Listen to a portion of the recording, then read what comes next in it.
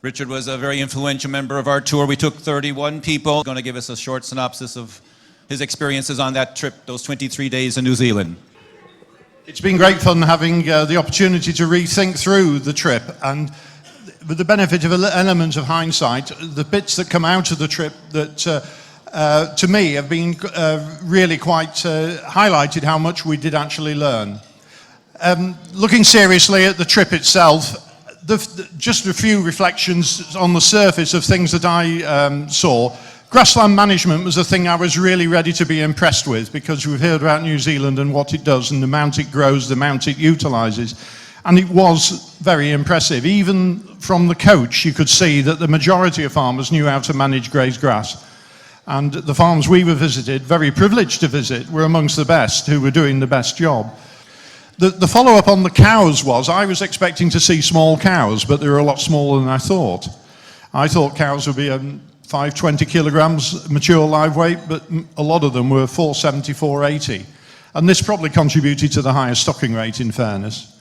But there were a few herds where the cows were 550, 575, but they were the ones that were feeding some supplements. And of the 25 farms we visited in the 20 days, there were in fact 4 farms that were feeding, that had clamps on the farm for silage and had feed facilities on yards by the parlour, but only 4 out of 25. The rest were mainly grazing without supplements unless it got very dry. And they were wintering on fodder beet, which they only really cottoned onto in the last couple of years, but had really been very pleased with fodder beet as the main wintering thing. The other thing about cows was the fertility, and to be honest, that was fantastic. The sort of fertility rates we were seeing were things that I would only ever dream of.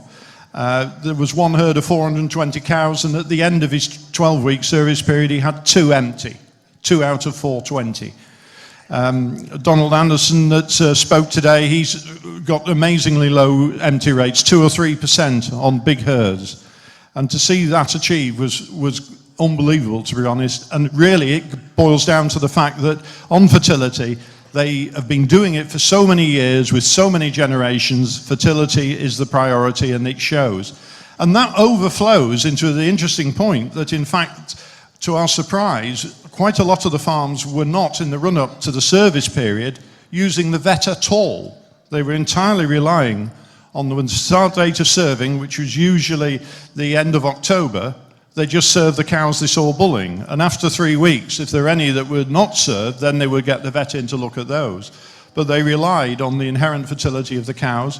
Very few of them bothered to treat any whites. They felt that there was plenty of time for the cows to self-heal, and most of them appeared to do so. So they were saving an awful lot of money on veterinary interventions. And in fact, the 2 farms that did use veterinary interventions had the highest empty rates of 10 to 14%. So it was, that was quite strange, reconciling that. But fertility was certainly pretty good. The next thing was milk price. And we all hear about the volatility. And New Zealand's had more than us and had it for longer. And I was quite interested to see how they coped with that.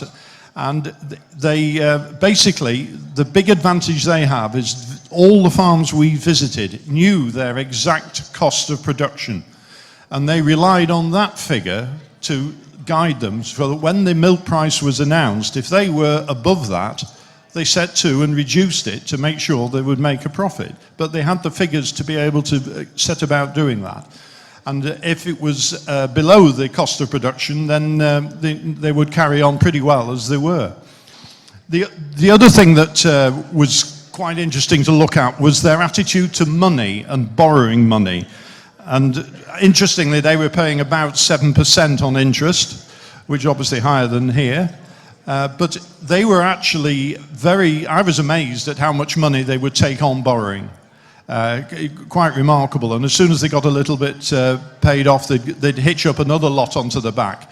But they seem to have a very old-fashioned, in our eyes in the UK, bank manager system, where the bank managers or the bank specialists, agricultural specialists, had still got the freedom to make judgments on the people that were wanting to do business with as to whether they were the ones that they were going to lend the money to.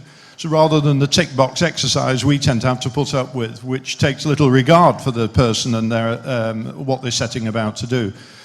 So the money side of it really was quite interesting, and they had absolutely no qualms about taking on money and borrowing it, as long as their cost of production allowed them to make a profit.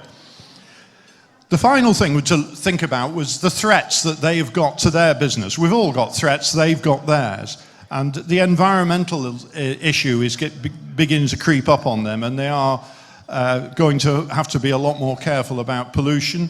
And irrigation is another thing. There's worries about whether there's enough water for them to keep going, and whether the water will become slightly saline in the future, which would cause quite a bit of disruption. And the welfare standards, and there's some aspects of the welfare of their cattle, particularly out wintering on the fodder beet, where in fact the general public are beginning to raise questions about whether it's right for the cows. So they've got a few rumbling issues like this, but none of them I don't think are a threat to the industry in any way whatsoever. They've got a tremendous resilience in a country to be able to overcome such problems, and undoubtedly will do. What's the biggest transition from your farming to managing a bigger herd? I suppose I thought it would be daunting enough, but it's actually easier to manage this farm than it was managing the farm at home. Because obviously you've got scale, you can employ staff. That was one of the biggest things. It's a very simple system. I suppose you chase the grass growth curve, where you grow as much grass as you can and just maximise it as much as you can, utilise it, having no waste and just grazing down to the 1500 residual is the most important thing. When I was a young guy, when I was first farming, you're always a little bit arrogant when you're young, I find. I was anyway. And I always thought, that, I always sort of believed that I was sort of the best farmer around. But what good is that there's not a single farm that I've farmed myself that some young guy hasn't come behind me and bettered me. Bettered me in profit and bettered me in production, and that's great.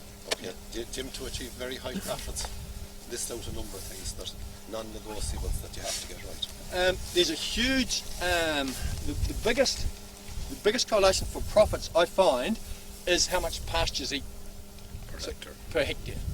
That's Summing up then, it was a great trip, and it's something I'd thoroughly recommend to anybody that's any way interested to really join this trip. And I'd like to finish up, because I was rather surprised to find myself, I was actually the eldest on the trip, but as I am the eldest, I feel I can give Michael Murphy a piece of fatherly advice, and that is, Mike, make sure these trips keep going.